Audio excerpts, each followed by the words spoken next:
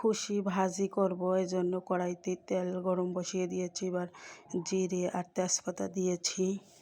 এটা ভাজিতে দিলে খুব ভালো লাগে খেতে, এটা আমরা দিয়ে থাকি। একটু সুন্দর করে ভাজি করে নেব।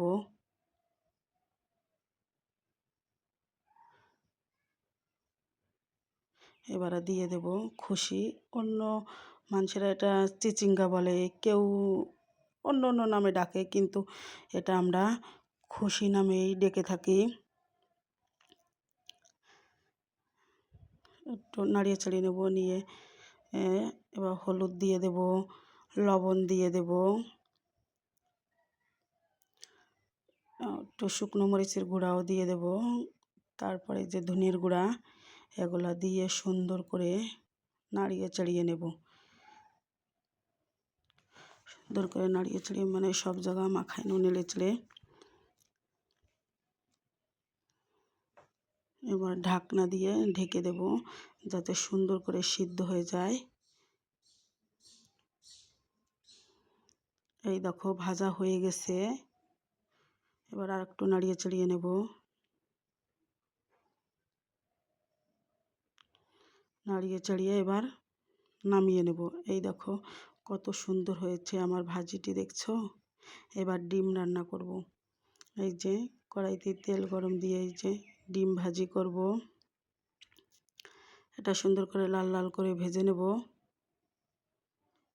একটু হলুদ দিয়ে, আগে লবণ দিয়েছিলাম কড়াইতে, তারপরেও লেগে গেছে।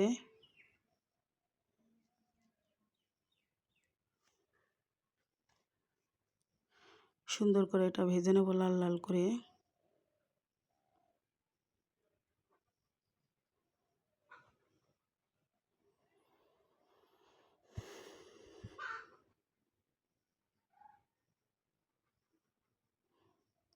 এবার ভাজা হয়ে গেছে, নামিয়ে নিয়েছি ডিম।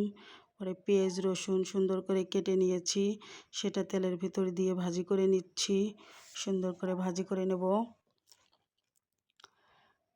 একটু সুন্দর করে ভাজি করে নেওয়ার পরে এবার একটু পেস্ট বাটিয়েছিলাম, পেস্টটাতে তরকারিটা ঘন হয়, এই জন্য পরে এই যে একটা বাটির ভিতরে ধনিয়া জিরা, তারপরে মরিচের গুঁড়া, হলুদ, লবণ একটা বাটিতে নিয়ে নিয়েছিলাম। নিয়ে নেওয়ার পরে এই যে দিয়ে দিলাম, জল দিয়ে দিলাম যাতে মশলাটা পুড়ে না যায়। এবার সুন্দর করে কষিয়ে নেব এটাকে। সুন্দর করে কষিয়ে নেব যাতে মশলার ঘ্রাণটা চলে যায়, কাঁচা মশলার ঘ্রাণটা আর কি।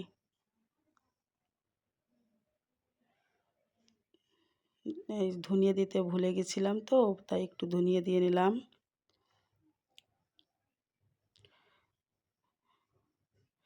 এবার ডিম দিয়ে দিচ্ছি। এবার ডিম দিয়ে সুন্দর করে কষিয়ে নেব, আবার কষিয়ে নেব যতক্ষণ কষানো যায়, ঘ্রাণটা না ছোটে ততক্ষণ কষিয়ে নেব সুন্দর করে। কষিয়ে তারপরে জল দিয়ে দেব। দেখছো কালারটা কি সুন্দর এসেছে। এবার জল দিয়ে নাড়িয়ে চাড়িয়ে সুন্দর করে একটু নাড়িয়ে চাড়িয়ে মিশিয়ে নেব।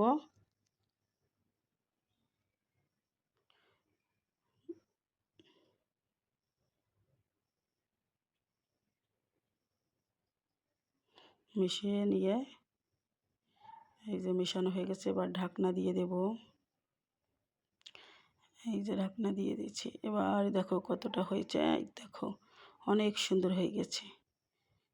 কীরকম হয়েছে জানাবা সবাই।